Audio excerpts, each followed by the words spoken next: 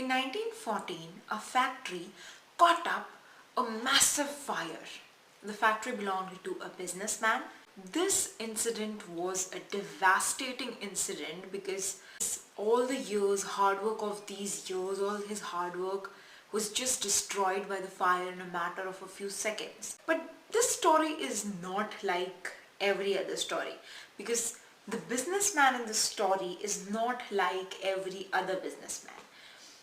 So instead of complaining, panicking, getting angry or firing his employees, this businessman did something totally different. And what was that one thing that he did different was he took the matter very lightly, and when his son came to him, he very lightheartedly said his son in a childlike voice that go and call your mom because the fire is so huge that your mother might not get a chance to see a fire like this ever again. Not that he was not concerned about what had happened, but he did not think about the situation in a negative manner.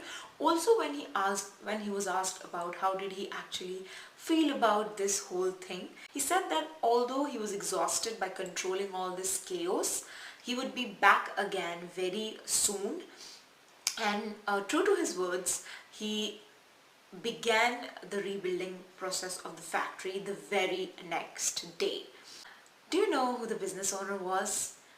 The business owner was Mr. Thomas Alva Edison, and this was his story.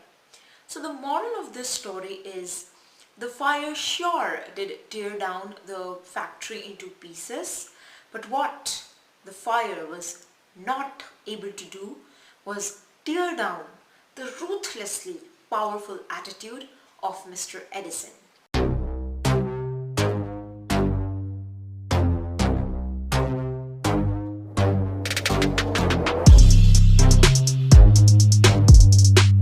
So in this video we will learn how to build an attitude so powerful to excel in our professional and personal life. We must not get confused between attitude and ego because these are two different things, but people consider them the same.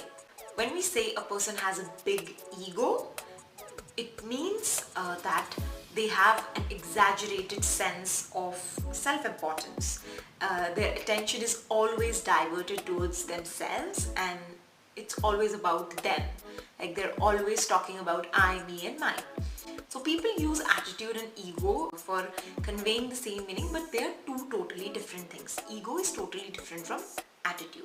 So ego is having an exaggerated sense of the self, while attitude is a way you think, feel or behave about a particular person, object or situation. So your attitude can be either positive towards a person, object or situation, or it can be negative. But now a question arises that are we born with our own set of attitudes, positive or negative attitudes, or do we learn these attitudes while growing up? So the answer to this question is given in Shiv Khera's international bestseller book, You Can Win.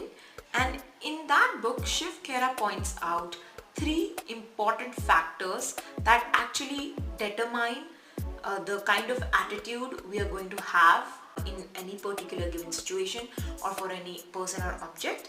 And those 3 factors are environment, the environment that you were born and brought up in, your education, the kind of education that you were given, and the third is your experiences, the kind of experiences that you had with any person, object or any sort of situation is going to influence your attitude towards it. For instance, kids don't like green vegetables because they create an attitude towards it. They think most green vegetables that look green are not good in taste. So now they have developed a negative attitude towards green vegetables.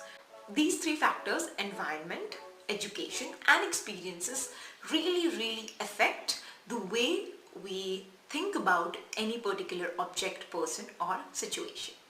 Now the part you've been waiting impatiently for, how we can build positive attitudes in our life. So the first thing to build a powerful attitude is be an optimist. So when you are facing a negative situation in your life, when you are in a negative situation, instead of blaming other people, and instead of like being in pain, getting angry, or panicking, what you can actually do is look at the good side of things.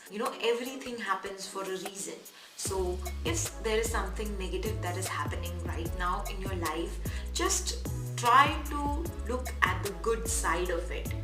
And when you will actually look at the problem, you will see that that particular problem is trying to teach you something.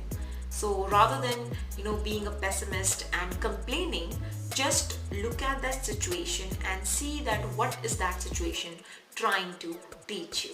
The second one is do not procrastinate. Now we all have this habit of procrastination, right? We all just keep things for the other day. We just don't want to do anything right now. I also had this bad habit of procrastinating things, but now I am better off. So if you do have the habit of procrastinating things, so please do not procrastinate. I've also made a video if you're a huge procrastinator, and now that your procrastination has become a habit, then you can watch that video that I have made on how not to procrastinate. I'll leave the link in the description below and you can watch that video. The third thing is be thankful for what you have and start working for what you don't. So we all have a lot of things in our life, basic things that most of the people don't actually possess. And rather than being thankful about it, what we do is we complain. We say that we don't have this, we don't have that. And it's a human tendency that what we do is we always run after big things. And once that one big thing is achieved, we then again start running after another big thing. And this cycle goes on. So what you can actually do is take a pause and be thankful for whatever you have in your life, and start working for the things that you don't have. That is all that we can do. That is all that we can control. The fifth point is cut the crap. Yeah, like literally, cut the crap. Cut out the negative influences. Cut out those people who don't serve you, don't serve your energy. I would especially tell you to cut those people out of your life who do not have the same mindset as you. We are surrounded by so much negativity in our lives that, our attitudes have become negative. And remember the point that our environment affects our attitudes. If you hang out with like 4 alcoholics, you'll become the 5th one. And if you hang out around 4 saints, you'll become the 5th saint. So the saying goes like that. So make sure that you don't have any negative influences in your life. And live your life with good people. That is what my dad always said. And I know that I've ignored his advice. Whenever I've ignored his advice, I've been into hard times. And the last one is, even before applying these things, you must create a strong foundation of character. Create a strong foundation of integrity, patience. You should inculcate these value-based skills in your life. You should know empathy. You should know what patience is.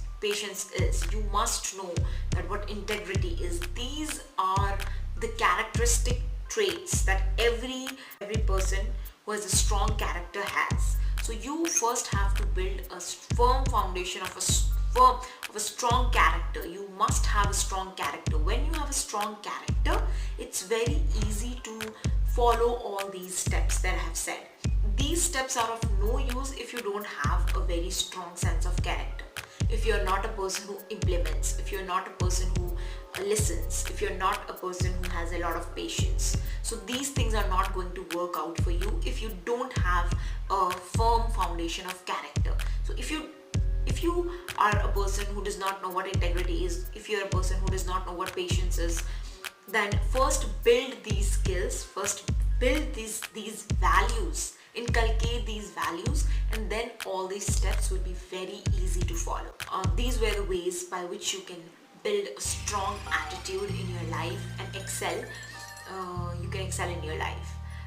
So that is all for today's video. I will catch you all soon again. Till then, namaste.